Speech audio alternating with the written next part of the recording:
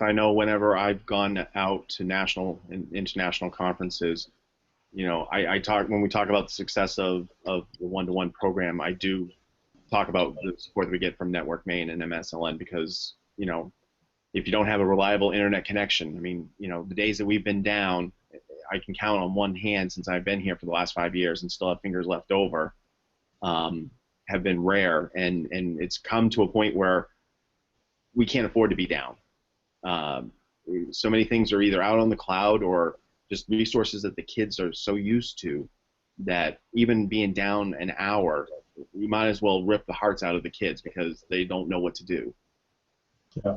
We actually had I had a principal tell me that they were down and knew they were going to be down for I think 3 or 4 days because I don't know, a truck hit a pole, or there was some sort of like very localized issue that just wasn't going to be resolved quickly. And the teachers actually petitioned her for snow days and just simply said, look, we're not going to rewrite all these lessons. Why can't we just have snow days and we'll just come back next Monday?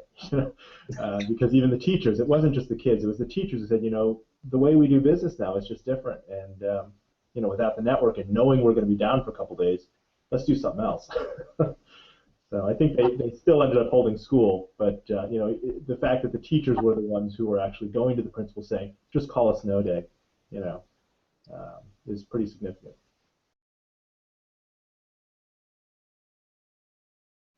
Sure, and it happens at a variety of levels, both right from the school districts. One of the things we do is when we contract for lit service, we contract such as 2 virtual connections over, unfortunately, 1 physical connection, but they go back to our 2 routers, one up in Orono and one down in Portland, Maine, which is roughly central Maine and southern Maine. That way, if there's any localized connectivity problems at the core, the school or school district stays up and running.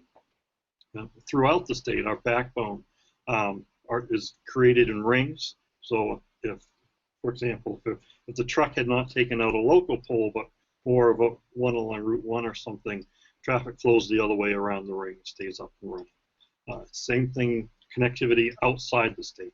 We're very careful when we contract for internet transit, to specify and look at where there may be, or definitely not be, overlap in terms of the transport.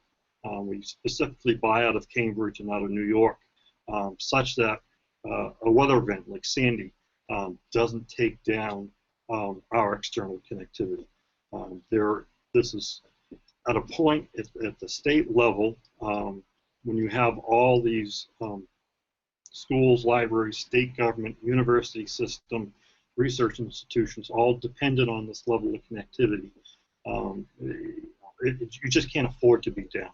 And Jeff's and Michael's stories about that, it is amazing to watch, because we've been doing this since mid-90s is when MSLN started. Just how important the connectivity is for every aspect of a school's function, from clocks on the wall to student information systems to bus software, you name it. And then, of course, in the classroom itself, everything that is done today is dependent on the network connectivity. I would like to reinforce, none of this would make any difference at all if it wasn't for what Jeff and Michael were alluding to before. It really is a systematic approach. If we didn't have the professional development at the leadership level, leadership buying into understanding that they play a role in figuring out how technology is going to be leveraged to deliver knowledge and learning in the schools, all this infrastructure would just go unused. So it is a to Z kind of approach.